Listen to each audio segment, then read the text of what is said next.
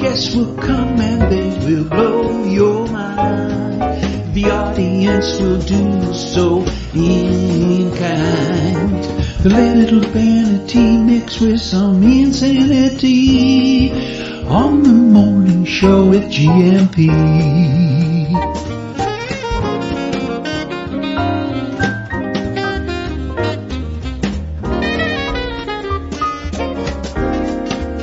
Hey, Gumpers.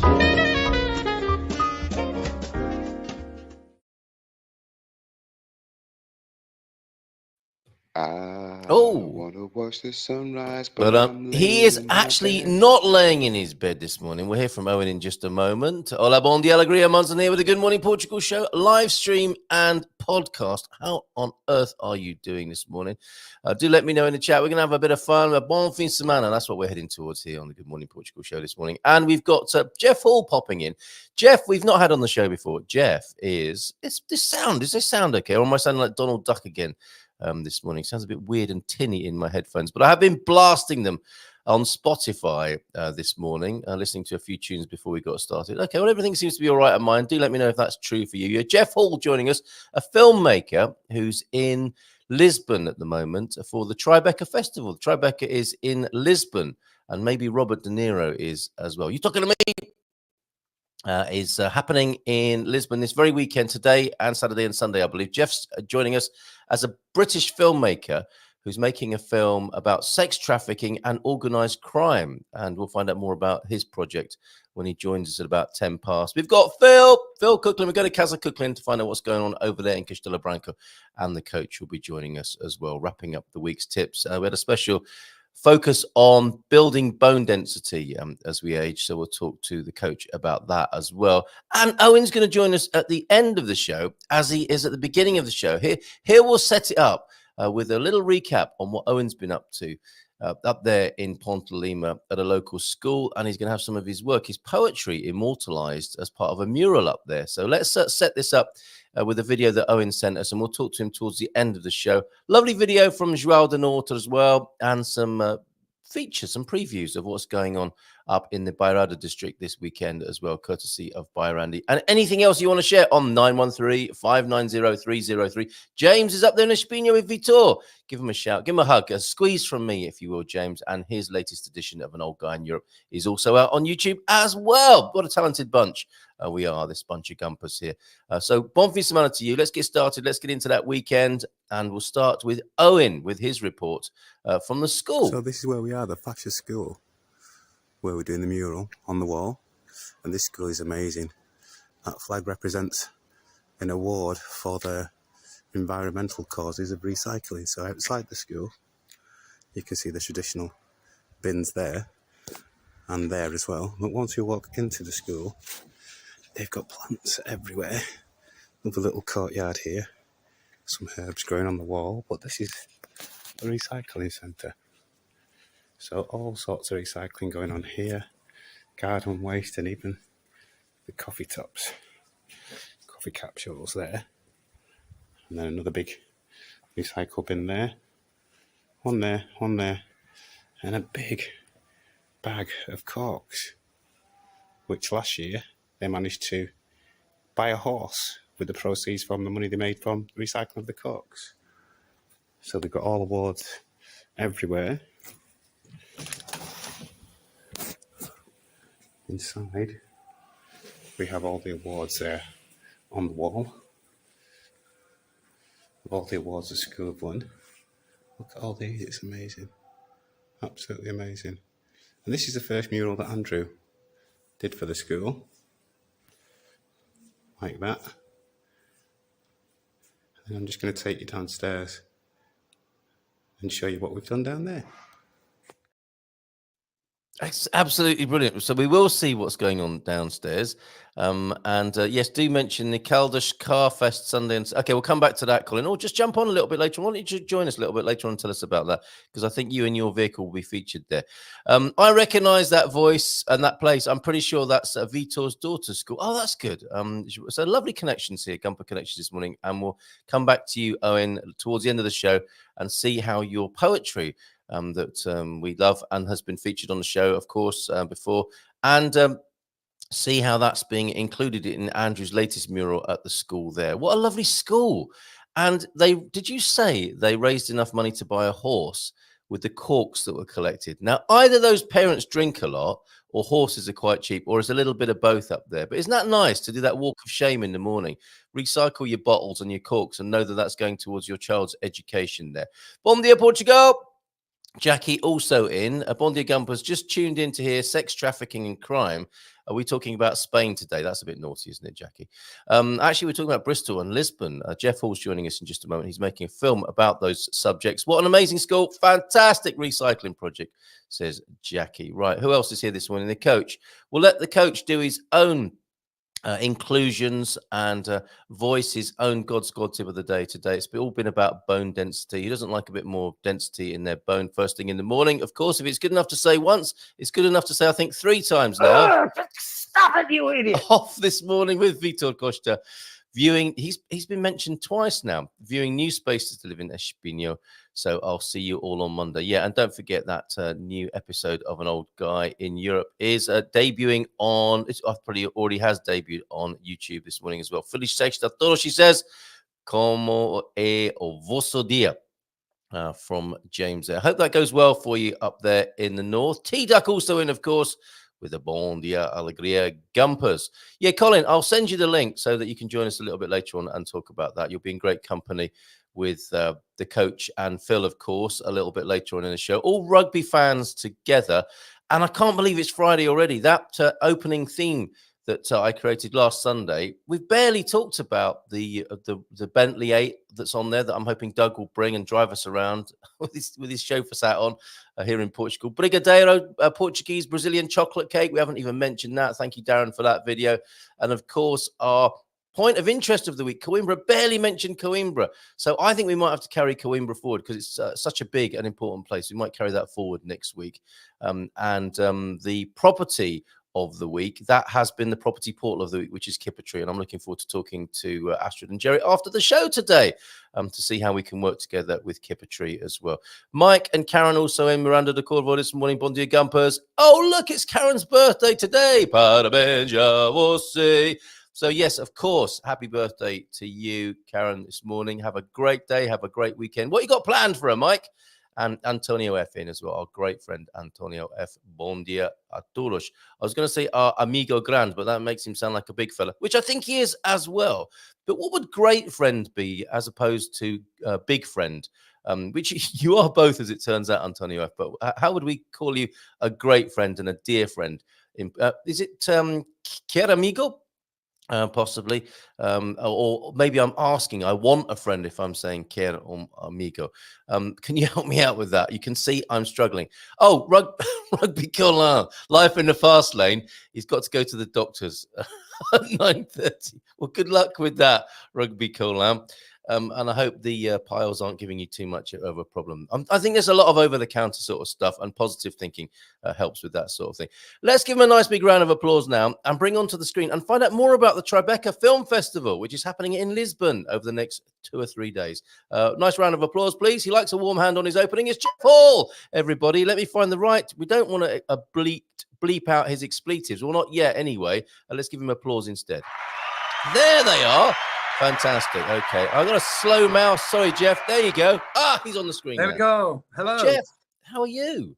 I am fine. I'm so glad my friends Kit and Sam Jennings held you hostage to get me on your program. Well, thank you for your help in getting me set free from them ambushing me in the cafe. And here you are this morning. Brilliant to hear from them that the Tribeca Film Festival, or the Portuguese Lisboeta version of that, is happening pretty much right now, right? And then for the next couple of days over this weekend. And Saturday, yes. There was a kind of opening event last night. Okay. Then today we have Portuguese films being shown, but we also have industry talk. So this afternoon, Robert De Niro is speaking about restoring hope and the legacy of cinema. So really looking forward to that. There are all sorts of other industry talks about AI, of course, is a big topic, as well as, distribution models, because the whole thing is now changed. Used to be, you've got to find theatrical kind of release. Now it's people going, oh, what about streamers? What about online video? You know? So, you know, it is my first Tribeca. It's also my first time in Lisbon, and I'm really enjoying it here. Are you? And, tell us about your experience. Tell us about your experience of Portugal and Lisbon then, for a moment. Well, I arrived on Tuesday and was greeted by torrential downpour. Oh yeah, sorry about that. Oh, I've flown from Bristol, and the home of Britain, and here I am. I feel I've travelled 2.5 hours only to some kind of, you know, do some kind of loop and then back up in Bristol, but the buildings have been rearranged. So it was absolutely torrential. I've never quite seen anything like it, but I'm on the 11th floor of my hotel, and there was just this cascade of, like, you know, I didn't realize that Lisbon had its own waterfall in the sky. Oh yeah, we've got everything here. Yeah, it's an amazing city with an amazing buzz, and what a great backdrop for the Tribeca. And I think Robert De Niro is known for having co-founded that, right? And you're hearing him speak this weekend. That's right. I'm looking forward to that very much. I'd love to ask him a question or two about the legacy of cinema, and something that we've thought about with Seeing Rachel, because our film is about human trafficking. Yes. You know, that we as filmmakers have a social responsibility, and what does that look like? So, you know, we're talking about firsts here, first Tribeca, first time in Lisbon, but also the first time that I've met in the flesh the film's executive producer, Sandra Isabel Correa, who is a native of Lisbon. So there's this UK connection, and that's wonderful. And we found each other on Stage 32, which you might have heard, might not have heard. It's the world's largest platform for those involved in film and television industry. And it's it just encourages people in their gifts, in their craft. And also there's an educational element and certification element to help people get up to speed in the industry. Because we, as writers, we're all about the writing. We're all about getting the story down. Yes. And then when we're finished, it's like, well, now what do I do? How am I going to translate? How is this going to be seen on a screen? Whether that's a small screen, a device, or a large theatrical release screen. And Stage 32 kind of helps you connect with fellow kind of creatives, but also educates you and gives you access to some executives who can, you know, you can have kind of career development calls and things like that. And so sorry? That sounds wonderful. I mean, given that I think you've given us a really good condensed view of what's happened in the film industry in the last 20 or 30 years, which is, I think it's moved from this, you know, or maybe even a longer time span than that, but it's moved from, you know, those days of Hollywood and everything being locked into a certain point of production to being democratized into, and, you know, broken up into thousands, if not millions of little bits around the world, and a little bit incoherent.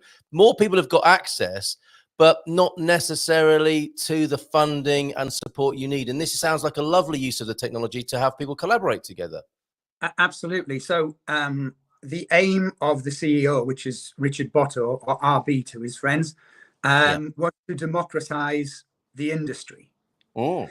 And how do you do that? It's great to have a concept. Oh, that's a really bright idea, RB, you know, but no, you know, RB is great at actually, you know, assembling the bones and putting flesh on the bones to get this thing. This is what it's going to look like. We'll start with community, and then we'll start with education. And now they've moved into certification. So anywhere around the world, you can study investor agreements. You can study stage lighting. You can, you know, every possible skill that you could have in filmmaking, you can get a certificate in that. And there you go then on a register. So anybody in the world, say you could be in South Africa, and you could say, well, how do I find a director of photography, a cinematographer? Go to that database. There's somebody that's done a certificate, you know, whatever it is, whatever that kind of, it could be a production accountant. You know, you can find them there that have certifications, so you know they know their job. Very good, very good. And it's called Stage 32, did you say? Stage 32, with Right, this very good. web address, stage32.com. Okay, so any budding filmmakers, anybody who wants to network, learn their craft, can go to Stage 32 and learn more. Now, we need to find out more about you, Jeff, because you're here about your as much about the industry and learning more about the industry and connecting with people about your own film. Can you where are you at with Seeing Rachel? Please tell us about the project, and is it being made? Are you coming here to get it made? Where are you in the process of that project, and what's your part in it? I am the writer and the director of that film.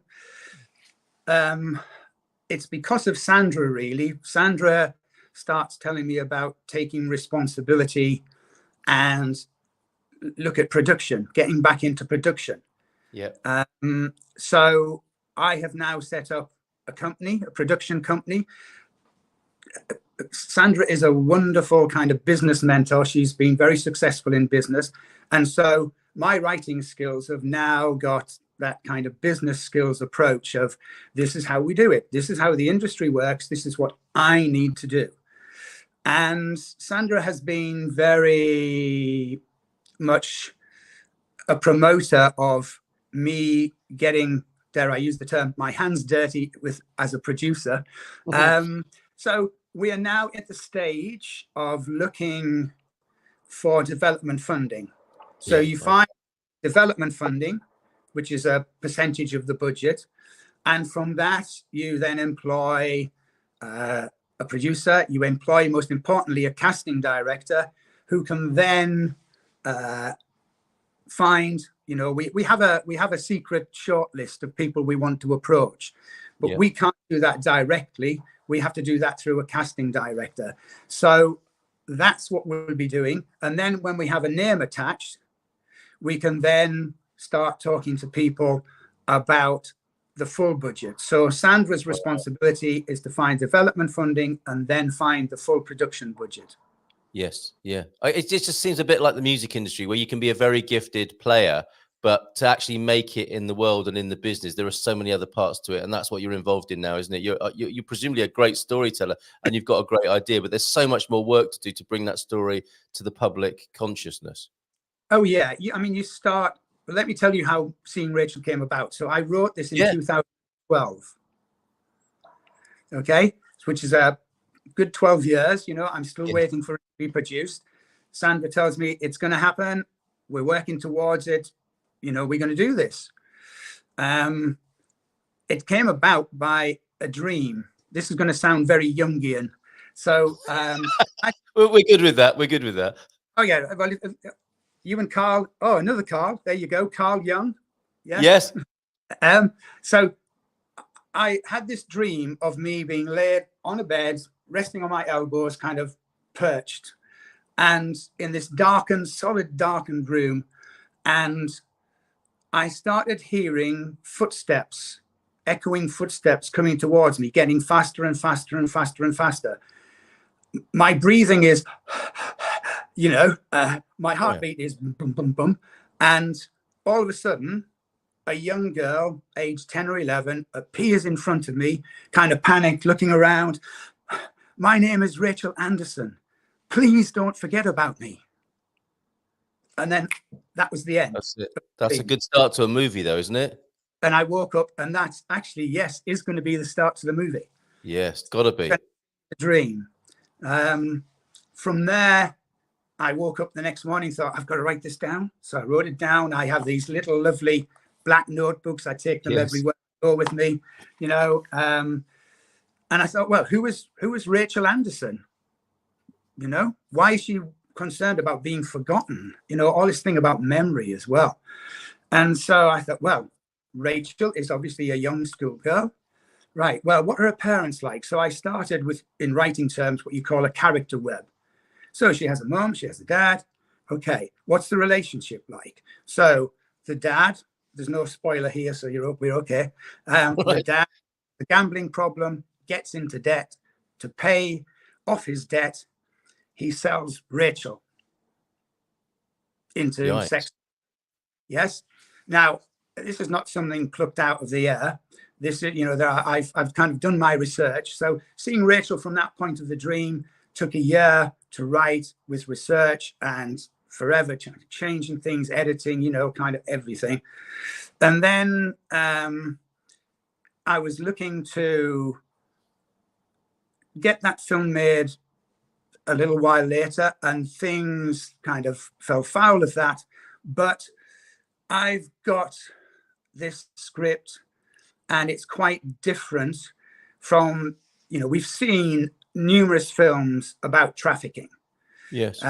They tend to be like in two camps. One is the kind of action hero that saves the day. So you think of Jim Caviezel and The Sound of Freedom. Yes. You think Liam Neeson in Taken. Although Yes. I am not convinced Taken is actually about human trafficking. I think it's about revenge, because we all know Liam Neeson has the certain kind of skill set. Yes.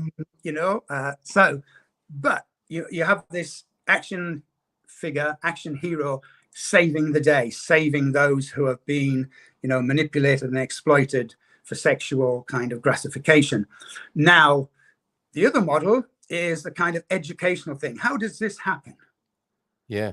So how do we stop it, right? Because that's where I think you come in, isn't it? With a social conscience and a wish to change society through your art. Absolutely. And the way to do that, in my mind, as a storyteller and as a filmmaker, is not to educate people, because then you're giving people, it's kind of matter of fact. This is how it happened. So you have a young lady in very poor and vulnerable situation, economically, socially, looking for a way out, looking for a better life. Somebody comes along and offers them a way out. Oh, I know a casting agent at a modeling agency. I can get you to them. And people have been saying, well, it can't be that simple. That's ridiculous. But if you have no hope and you are in a vulnerable social position, if somebody offers you a way out, you're probably going to take it. Well, Unfortunately, we see so much of this in the world, don't we, at the moment? Yeah. So, it is about exploitation. We are living in a sex-obsessed society. Yep. And what happens when demand outweighs supply is that exploitation is not very far behind. And that's what the modern day slavery industry, if we can call it that, is all about. Mm. And well, it's unbelievable that we are in an age where there is an industry. I mean, the fact that you can identify it as an industry is a disgusting indictment on where we're at as human beings. And hopefully your film will, you make a really good point about Liam Neeson and how the movie industry, if you like, exploits human suffering to make a revenge movie rather than actually educating and entertaining people to have it stop. And hopefully that's where you'll be able to come in and be part of ending the problem. Well, we're hoping that the film will compel people to action. And you do that by speaking the language of the imagination. So you have it's visual storytelling. And there's the thing. It's not educational. It's supposed to be inspirational. Yeah. And how does the imagination work? It works with images. Yes. Yeah. Okay. So going back to Carl Jung, not Carl Munson, but Carl Jung, and what he calls active imagination, you have what he calls anxieties and emotions in the unconscious. Yes. That as part of the healing process, and this is important, it's not to scare you rigid, it's part of the healing process. Those need to be imagined. They need to be given visual form. Yes. So as a filmmaker, I'm thinking, with Seeing Rachel, what I will do and what I have done is provide you with those images of your unconscious fears and anxieties about society. Yep. From there, you have a response. You can run away from it, or you can embrace it, and it's compelling you to action. So, the United Nations say that, about forced migration, there's so much of a problem with turmoil in the world. Forced migration is an issue. Yeah. UN reckons 79% of people who are forced to migrate, not looking for a holiday in the UK, but forced to migrate, it's like 79% are sexually exploited during that experience. Unbelievable, isn't it? There's also another study, I think with the UN, and it said that 20%, so that's a kind of transient, what you might call transient sexual exploitation. But what you have is that 20% of people who are exploited into human trafficking find themselves, or rather are exploited and drawn into the sex industry. So, you have porn, and this is not, I'm not a moralizer, but I'm just saying, if you think you have... I really don't have any problem with you being a moralizer if you wish to be on this very important subject, Jeff. But go ahead. Because then I'm giving my position. The film isn't giving my position. The film is about looking deeper into the character. So I'm looking at the psychological or the psychology of the antagonist, the protagonist, and the victim. Yes. I am not making a statement of my intent. Fair enough. I understand. Lots of directors who it really shows their passion for the subject, but they go over the top to make the point. Yes, indeed. I want in that respect to be anonymous. I don't want you to have to come through me to be sold my point of view. I understand that. Yeah. I want you to look at that screen and go, shoot. Make your own mind up and be motivated to do something. Yeah, Jeff, I need to move on. We've got the coach and Phil waiting to chat, but it's been very important talking to you. And you're here for the Tribeca Film Festival in Lisbon, of course. I am. Yes, I've put your YouTube channel where people can get more of the idea about seeing Rachel and where you are in the journey of making your film, which I hope you do get made, and which so it can bring light to this darkness that you've been talking about this morning for humanity. Not one of our greatest moments, is it? Of course. No. And I'm reminded of a quote that I picked up earlier on this week that I've shared once before already, but it seems to be so true about what you were saying. Your ideologies separate us. That's where we seem to be politically, right? However, according to Eugene Ionesco, and I don't know who he is, but I think this is a great quote, dreams and anguish bring us together. And that's the dynamic of the storytelling you were talking about, wasn't it? The anguish, the anxiety. We bring light to that in the storytelling, and our dream of a better society, a better humanity can be sort of given birth to as a result of that counterpoint and looking at the dark side. That seems to be what we're about. With my quote then, having you shared yours? Absolutely. Go ahead. A chap called Dietrich Bonhoeffer, who you may have heard of, said, "The true test of a moral society is the kind of world that we leave to our children." Yes, well said. Wow. So my question this morning to you and to your viewers would be, how are we doing? Yeah, right. Absolutely. And what are we going to do about it? Yes, well said. Well said. What a brilliant note to leave us on. Come back, Jeff, and let us know how everything's developed. We'll have to there in Lisbon, won't we? And I'll invite you to it. Yes, I'll come to the premiere. Absolutely. I want to see this made, and I wish you all the best. And love to Bristol when you get back there. And thank you. Out of that chance meeting with Kit and Samantha yesterday, talking to you this morning, and give my regards to Robert De Niro, obviously, when you see him as well this week. Oh yeah. Me and Bob go way back. All right, Jeff. Take good care and keep up the great work. All right. Cheers. Ciao. Amazing man, Jeff Hall there, here for the Tribeca Film Festival, which happens to be in Lisbon from last night, today, and tomorrow. Tribeca Film Festival, and Bob De Niro in town as well. Let's keep that applause going and bring onto the stage, a little later than advertised, we've got the coach, and also keep the applause going and bring on Phil Cooklin as well. Good morning, gentlemen. That's a rousing start to the weekend, isn't it? My word, Mr. Cooklin, you're looking at a small part of your previous self. Hold on a minute. Is that actually Phil, Ian? It's my thinner twin that look familiar. Phil, wow. How's it going? Going well. Fit, healthy. Incredible. Thinner. He's like a patron saint of the God Squad, isn't he?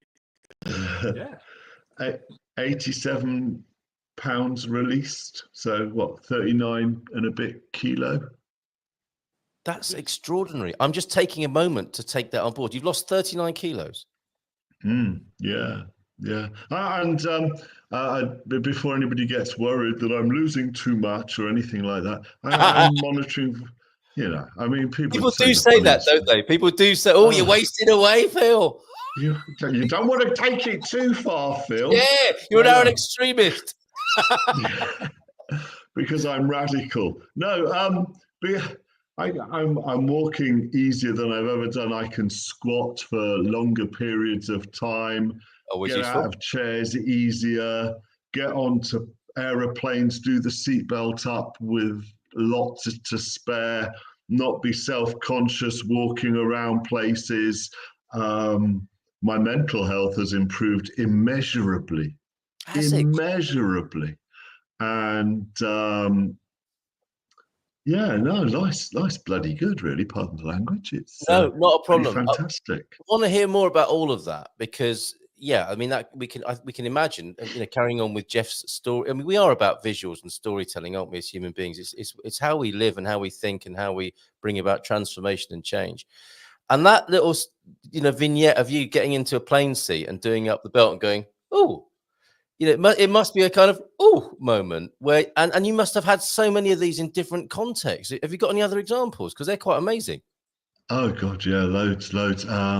Donating all my 4XL sheets, t-shirts to a place that rented out tents. That was quite a good day. No, I recycled them, to be honest. Well, more marquee than tent.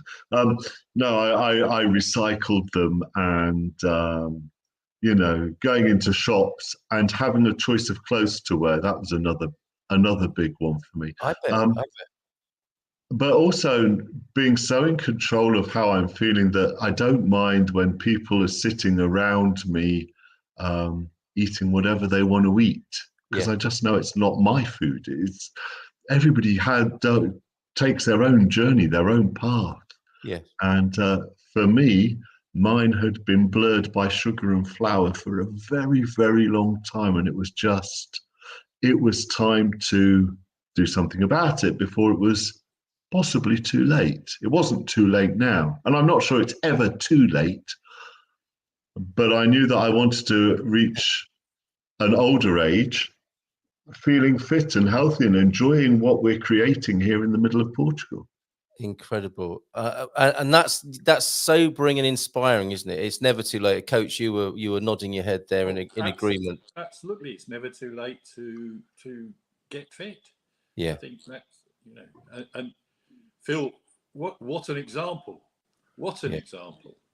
And it shows that the balance between clearly what you eat and therefore your weight, and being able to exercise is an interesting one too, because as you were, Phil, you probably couldn't go out and walk distances, and I mean you did, didn't you? Because you did. Yes, you did. Yes, you did. But that was probably the start of the process, wasn't it? Well, it was a big start of the process. Of course, those that know me know that last year I walked 1.7 million steps in 90 days, which is like 18,000 a day, about 9 miles a day. And I did this and it was all great. And the problem was I was journey planning. So wherever I was doing the walk, I'd do like 9,000 steps, which would take me to a cafe that served the most amazing full English breakfast. I'd eat a full English and then I'd do 9,000 more. So unsurprisingly, that wasn't the start of my weight loss journey, but it was the start of me feeling good, feeling active and needing that activity. So yeah, it's all good. Could you say a bit more about the mental health benefits as well then, Phil? Because and I think I get what the coach is getting at there. It's like, as you make more progress, it's kind of exponential, isn't it? It leads to more progress of other kinds and different kinds, and it adds to a compound. It's like compounding interest of fitness, isn't it? Both mentally and physically. Yeah, and doing one big thing once doesn't give you it because it will fade in time. It's like taking the heat away from the saucepan of water. The saucepan of water will go cold. You're much better off doing 2-3 good, nice walks, or a little bit of walking every day that just raises your heart a little bit, and go out there and explore. It's so much nicer than doing it on a treadmill, even if it's raining. I remember Billy Connolly, it wasn't his original quote, but I remember he was the first person I heard say this. He said, there's no such thing as bad weather. There's just the wrong clothing. Yes. Yeah. And it sounds like you're well kitted out to go walking across those beautiful Monsanto hills there. And we're going to see some pictures from Phil Cooklin and what's been going on there, because that's another part of you're a man of journeys, Phil, aren't you? Well, I think this is one epic journey of another going on for you. Well, if you make up a dream board with lots of destinations on it, then you're going to go on lots of journeys. Yeah. Well, clearly, and we've been on. It feels like we've been on a few of them with you, and not obviously to the extent that you have. But 39 kilos. Visualizing that's 39 bags of sugar, isn't it? That if you put them on the countertop in front of you, would be an extraordinary sight. I wouldn't find it that easy to pick it up.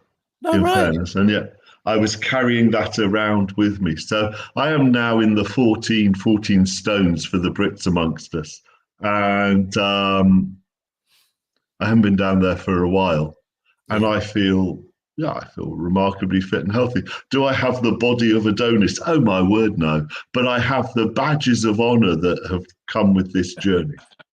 So, my neck is such that if I was in America, I'd be worried about Thanksgiving because, I've got a bit turkey there. But again, soon. Yeah, exactly. Or Christmas. But it's just a badge of honor. And very interesting, Phil, about the effect it has on other people, because it sounds like some people are taking it personally. Your change being taken personally by others. I think whatever we do in life, people will view through the camera, the lens that they see, won't they? Yeah, and of course, some of the things that I'm doing are quite radical, and it shines a light on their own lives, and they may not like that, and that's okay.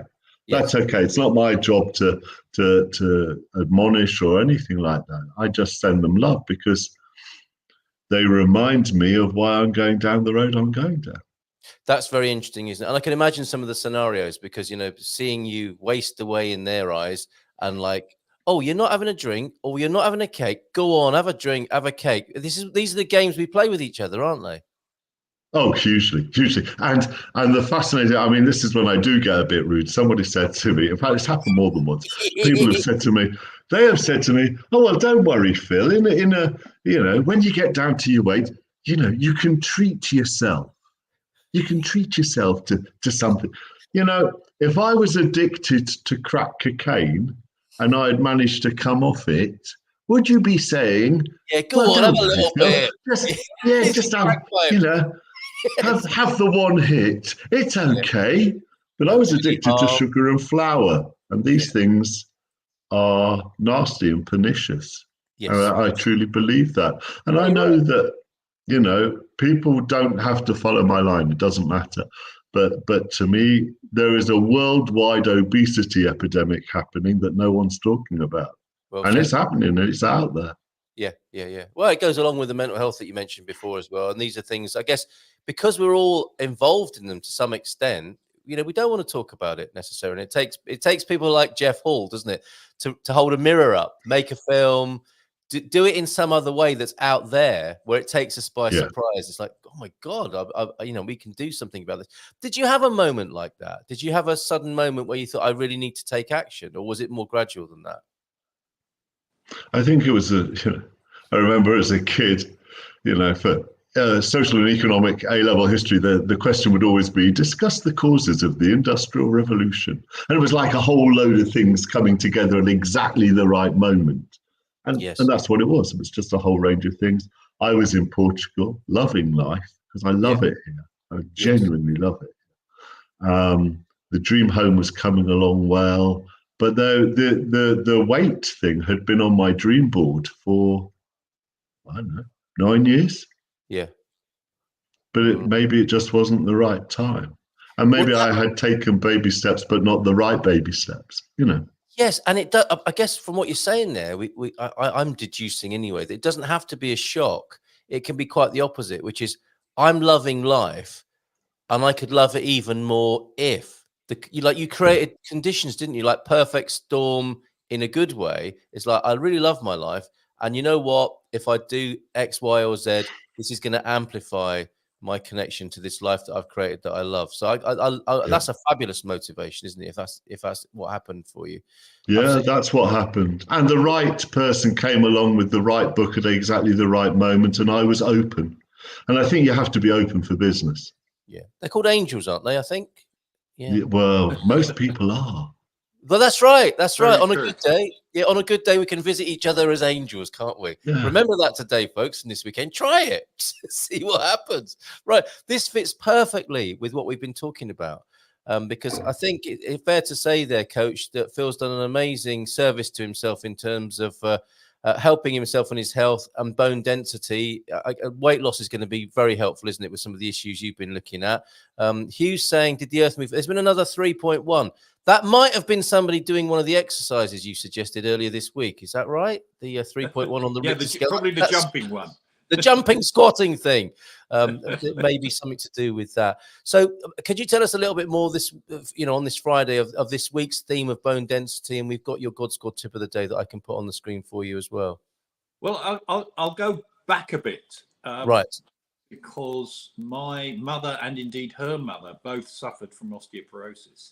Uh-huh. And what I didn't understand was, I knew it was very common in women post-menopausal. I didn't understand that men suffer from it too. So that was something that popped up in my research. So what can be done about it? And some of the new research is showing that, yes, you can exercise, and people have always been told to go out and walk, and lots of them don't. It's that change of habit that Phil is absolutely nailed now. Yes. You have to make it a habit so that it becomes an everyday or almost everyday thing. Mm-hmm. But popped up on my timeline a guy proposing these 3 relatively simple exercises to help those that perhaps are less mobile actually build back some of that calcium in your bones, particularly in your legs and hips, which are the things that if people have a fall, it's often a cracked hip, broken hip, that puts them into hospital and they never come out. So that's what we're trying to avoid. So we've looked at just jumping on the spot. Simple, you can do it. That's probably the most effective, but also the one that you need to be most careful with, because it is, I do quite a lot of it, but I've been doing it a very long while, so you don't want to just go straight into it. There's a few old punks and new wavers here, so it's a bit of pogoing, but build up slowly. You're pogoing in. We'll need to go to a punk gig, won't we? Let's get a band together. By Randy, we'll be a front man. We've got other musicians. Put the Esther back on though. Let's start. No spitting. I had hair then. No spitting. No Mohicans for obvious reasons. But let's start pogoing again. All right, very good. So that was the first one. Weighted squats. So just carrying something heavy close to your chest and just doing squats that you can manage. Just however deep you can manage without injuring yourself. And then the last one was walking with weights or putting a weighted vest on. In fact, there's a friend of Leslie's that she works with at the library who has exactly this problem. A guy, he's quite tall and he has a quite poor posture. So I suspect, it's a cumulative issue. Yeah. But he's now out walking with a weighted vest. And that's a thing now. He walks quite long distances. You can buy a weighted waistcoat now, can you, for this purpose? Well, it's a waistcoat. You can put weights of different amounts in. Well, I never. You can gradually build it up, and it's good because it helps you keep a better posture than probably carrying a couple of dumbbells. Is it the same waistcoat that drug smugglers buy on Amazon? I'm sure. You want to buy a watch? What's that doing in there? Right. I'm sure there's similar things. Right, okay. So that's that. And so today we were talking about nutrition and the importance of nutrition, because I remember back to my mum, her doctor prescribed her calcium tablets, these huge things that look like sort of torpedoes. And it turns out that they're not very effective at all. They're not absorbable. The body can't absorb it. Yeah, right. What you need is a really good diet, a mixed diet of lots of plant-based foods to help absorb and allow the calcium to get into the bloodstream and down to where it's needed. Yeah. So that requires just lots of plants, which of course is what we've been told we need to be doing anyway for all our other health. Leafy green benefits. veg. Not just leafy greens, but pulses, herbs, Spices count. Yes. Even a little teaspoon of turmeric or paprika or whatever. All that fun in the kitchen. Plant based. It's just a mixture. Yes, absolutely. Which makes sense, doesn't it? And I think you make a great point here, as I think we're all learning simple solutions relying on supplements. It appeals to the mind, doesn't it? Take this one pill and it'll deal with it. Beware of Greeks bearing gifts. This is Sparta, and we don't want your supplements, right? It's exactly that. All the vitamin supplements. Just eat a good basic diet. Yeah, I mean, supplements. I guess the clue is in the name. They supplement. They don't replace. So I don't think that's a wholesale rejection of supplements. They can be useful if used in the right way, but perhaps people have used them in the wrong way more recently by relying on them to deliver the value. Exactly, because they're promoted, aren't they? Because there's real money in it. So, and it's a bit easier. And the same applies to athletes, of course. Yeah. Athletes often will take protein supplements. Yes. And there's dangers in that, because who knows how they've been made and what they've been mixed with. Yes, Paul Richards is in this morning. It's always about balance, Paul. You're absolutely right. People who are thin can get chronic illness. Everyone can get a chronic illness, can't they? It's a big picture. It's a holistic picture, isn't it? And like we're saying here, there's no one thing you can do. Just because you lose a lot of weight doesn't mean you're going to be healthy. Phil's doing all sorts of things to be a beacon of holistic health, quite frankly, not just losing a hell of a lot of weight, although that's an amazing achievement as well. Bob is saying, Bondia bone density, we just purchased and are using a high-quality rebounder. Rebounders are good. They got a bit of give in them, haven't they? Good for balance and bone density, and no shock on the heels and ankles there as well. Really good. Yeah. Ground eggshells. Mrs. M, she makes a calcium supplement out of our own organic eggshells that we've bought as well. That's a good way of getting calcium in, Squire of the Shires. But don't just go to the first thing you find on YouTube. Do a little bit more research and maybe take on board a health professional. Good morning, everyone from Winsurance. Despite the weather, make the most of your weekend. Visit Obj on Sunday and visit the Prohibition Bar. Oh, another nice afternoon at the Prohibition Bar awaits on Sunday. Well done, Branny, as well, for the Let Love Grow Festival last Sunday. And except for a bit of D3, you need 5,000 whatever IUs are. I always forget that. Have a blood test first. Yes, maybe find out what's going on. That's a good tip as well, isn't it? Rather than guessing about everything. Well, certainly if you have problems, you really should get it properly analysed. Get it checked out. Wonderful. Okay, thanks very much, Coach, for that this week. Bone density and what to do about it to build it up a bit and to avoid osteoporosis. Let's have a look at some of these wonderful pictures then of Phil Cooklin. This is brilliant. We've watched this journey, Phil, as well. What's happening here? Is that it's men's and ladies, isn't it? It does look very pink and blue. The original barn as bought back in August 3 years ago. Right, okay. The original barn, that became? That. Hey, fantastic. And that view of Joey on the balcony there, on the, what do you call that? Your veranda. Your veranda. That is such a beautiful vision, is it not? It's lovely. We love it here. The Joey loves it here. You can run around. We've got a cat as well, Zazzles. They're best mates. And, are they? But that is an incredible transformation to be going from that. When did you buy that? August 3 years ago. Right. Okay. And now you can enjoy it as this. It's Yeah. amazing. Look, Oh, that's fantastic. And this is your view, of course, as well, isn't it? Down the track, Joey's enjoying that little runabout there. Yeah, we go. I walk up Monsanto. I try to do it at least once a week because it's like there and back's like 12,000 steps, and it's really good cardio because it's uphill all the way. Love it. And It's a bloody project, steep climb. Yep, and we're loving the new eco funeral idea seems to be going well. Not yes, really. yes. People seem to want to be buried under our old roof tile. I'm getting 2 beds ready just for Lady K to come and plant some stuff. We've got seeds growing. It's something we finally got round to, something that was a big driver for us. There's nothing like being out there and digging and growing and weeding and just taking care of yourself. Again, it's a mental well-being thing, isn't it? And also exercise at the same time. I can promise you, digging those beds and great food. Plenty.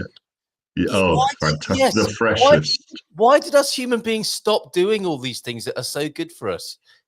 We bought the first supplements, like a biblical story, isn't it? Here, take this, and you won't have to do any of that hard work stuff anymore. That does you good. Yeah. Well, I think a lot of it comes down to money, doesn't it? Really, we think we need a certain level to survive, and we believe that the only way of doing that is getting a job and living in a city. And when we start living in cities, it becomes harder. Not impossible, but harder. Yes, indeed. Yeah, well said, Phil. And of course, further help from you for people who perhaps want to, or a little bit of help and inspiration to break that loop, and how we've done ourselves a bit of a disservice possibly during this industrial revolution of ours. Next, and other revolutions will come, and they may begin with help from Phil, for example. This one thing course starts in January. So what's going on in January? Well, this one thing is, I don't know, it's entering its 4th year, I think, of courses. And we just run a very small course, no more than 8. It's a very intimate course. We meet live online, so it's not a recording or anything like that. And we delve into the one thing. You know, people often say, well, if I could just do this one thing, then everything would be whatever. Yes. And we go diving into this one thing and help them in achieving this one thing, achieve loads of all the other things, because it is about the way you approach life. It's not about how you approach this one thing. But it's called the This One Thing course because people come to us with this one thing and we help them move towards it, because it's about having a dream and taking some baby steps. And allowing yourself to just allow it to happen. I mean, all of these things have been following everything that I achieve, or Lady K and I achieve, or, you know, we do a dream board, which is a whole set of destinations. So on there, we used to be happy with weight, or great relationships with family and friends, or dream home, didn't have a specific, or income abundance, or all of these things would go on our dream board, and we take little steps in any direction to make them happen, because it's a bit like a sat nav. You don't have to work out where you're going. You put the destination into the sat nav. If you go wrong, it goes, no, turn right, no, turn right, no, turn right, and will take you back to where you need to be going to go. And the universe is a bit like that. That's what we believe. And therefore, as long as you're taking some steps, you have to get to your destination. The thing you don't know is when or how. And you have to just let go of those, and they will come. And some of them, like the house, will come. I mean, we bought the house, you know, we came, as you know, on that trip going down the N2. We bought that house within 3 weeks of seeing it. And no, it didn't have a habitation license. And no, it didn't have it didn't have it wasn't an urban license. It was rural, but we knew we could change it. And so we did. We took the steps necessary to get everything done true to form. We now have electricity. The well didn't go below 17,000 litres this summer, which is fantastic. So we know that the well is strong and good. And now I just live here. I confess I've become a little bit of an isolator, because that mean? when I leave here, isolators, you have various parts within you. Yeah. They're the voices in your head. Well, one of them is the isolator part. It's the one that says, no, I'm not going out there. I don't need to go out there. I can just be happy just sitting here. I don't need anybody else. I don't need anything else, because I can just be happy just here. And I'm so happy that I've become a little bit of an isolator, because whenever I go out, I want to come back. Yes, very good. Well, that sounds wonderful. I think at a state a lot of people aspire to. The great thing about you, and people do talk about this sort of technology more and more, and we're seeing and hearing more and more about it, Phil. And I'm pleased about that. That this is, an education that's available to younger people to create the sort of life they want to have. And that's against the background of some of the problems we mentioned before. We live in a very dark world in many ways, and we have this beautiful enabling and light-giving technology that you're talking about. Great thing about you, Phil, and you as well, Ian, you make this happen as well. We're not just talking about it, are we? Phil, you're an incredible example of what you talk about. You're not one of those. I saw a hilarious life coach skit this morning. And there's a lot of talk in the world of life coaching and coaching, isn't there, about what you can achieve. And then there's people like you, Phil, who've actually gone and done it and are living examples of how the technology can work. So we take our hat off to you. We take our XXL t-shirt off to you, and thank you for being an example of this. And of course, there's the baby steps in the work, which is what you're about, coach, right? You people have dreams with you as a coach in athletics, and you get them there. And it's about the vision, and it's about the work. You've got to do the work as well, haven't you? You have to do the work. I was coaching last night, and we have a young. How old is she now? About 19, I think.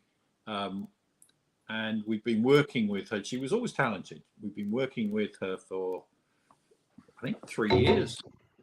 And last night, she ran beautifully for the first time. She got it. It absolutely got it. And it's taken that long to coach her to run to her best ability. Yeah. And so it is totally baby steps. Yes. My mate John and I, who I coach with, we understand that. We've known that a long while. But that's why we do it, to see the progression. That's what gives us, huge buzz. Well, we were talking. Me and the Portuguese were talking about YouTube success, and I he works so hard, and I was reminded of that phrase. That happens. You see it with musicians. It takes years to have an overnight success, and that's what you don't see, isn't it? If you're not doing the hard work yourself, people say, "Oh, it's so lucky. What's happened to you?" It's like musicians must get all this luck of playing in bars for the last 40 years or whatever. So I guess I've been lucky to do all of that, and suddenly I'm a massive success. And that got it moment that you mentioned as well, that's a beautiful thing, isn't it, as a coach, to see that when it just sinks in and somebody is set off on a new path. That must be so satisfying. Well, my mate John, he's a bit of an old grump. He's 82 now. And he's not the most sociable of people, but the two of us. An isolator. Yeah, he's an isolator. He absolutely is. Always has been. But he and I get on really well. I kind of understand that about him. Yes. And he said, "I'm not happy." So I said, "What do you mean you're not happy, John?" He said, "There's nothing I can critique. It was perfect." He just had a grin on his face. He was very happy last night. And, excellent. It's lovely when you can bring these people through, especially young people. For sure. And it builds so much confidence in them, in their athletic, and the discipline that they put into that. And it all suddenly makes sense, doesn't it? Yeah, it all makes sense. That they then grow in all other parts of their lives. Well, that's right. What Phil said. They've got confidence. Yes. Yeah, it's totally what Phil said. Look, this one thing, I was reminded when you were talking about that, Phil, how it's said, isn't it? How we do one thing is how we do everything. But isolating one thing to work on will then give you access to change in all the other areas of your life. But if you take them all on in one go, it can be a little bit overwhelming. So this is wonderful. Starting again in January. How do people get in touch with you, Phil, to be part of that? Oh, if they just go onto kuwudu.info, the courses front page. Let me I'll post a quick comment. Oh, good on you, mate. Pop that in the chat there, because it is 10 o'clock. It's flown by, but I've got a couple of comments I want to include. It's human nature to want to avoid hard things and move toward doing something easier, more efficient. Lots of modern benefits, obviously, but we also lose the benefits of hard work itself, reiterating what we've been talking about. Cheers, Joao Ernesto. And we'll finish with your lovely video as well. Thanks for that, John. We can't go to Owen. There's a technical issue at the school, but we'll have that on Monday. We'll have the reveal of the poem. Go on, Joe. And on the canal, it's fantastic because I can moor completely alone. She's an isolator, or join in the herding complex with a row of boats. I want to sing a song for some reason, saying row your boat there, in a town or countryside. Very nice. However, you're giving that up, aren't you, to come to Portugal, where, as you can see from Phil's life here, you'll be able to enjoy a beautiful life here in Portugal. When are you going to get here, Jackie? And Norm, I haven't seen Norm for a long time. He's another amazing person who makes things happen. And I met Norm in Devon. Must have seen us on LinkedIn this morning. World Walks Against Dementia, September 25. Please, all around the world, join us in this. Please ask for more info if you want to go to norms@gmail.com. Look, Phil's going off for a walk already.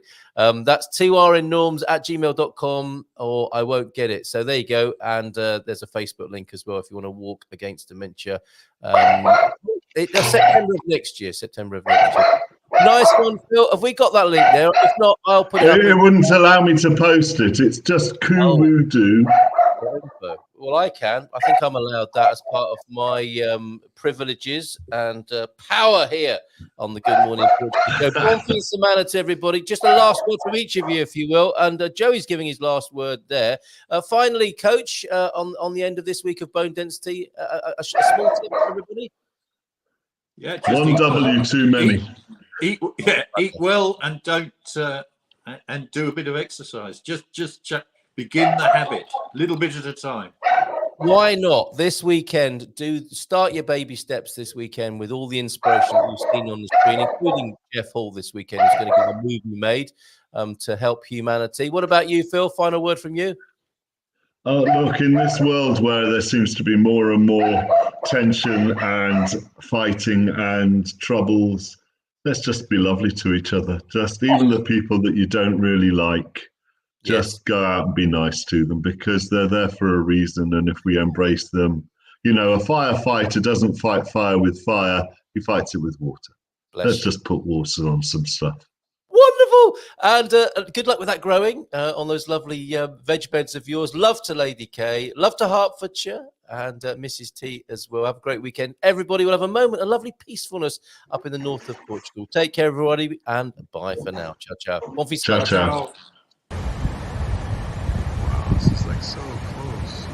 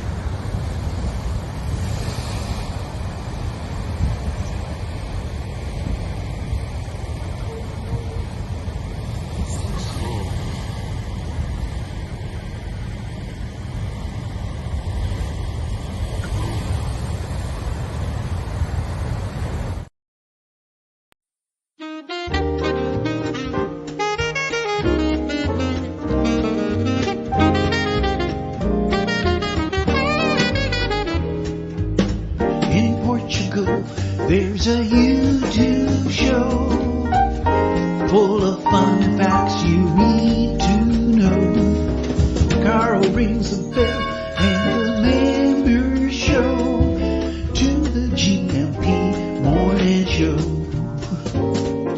Featured guests will come and they will blow your mind. The audience will do so in kind. A little vanity mixed with some insanity on the morning show with GMP.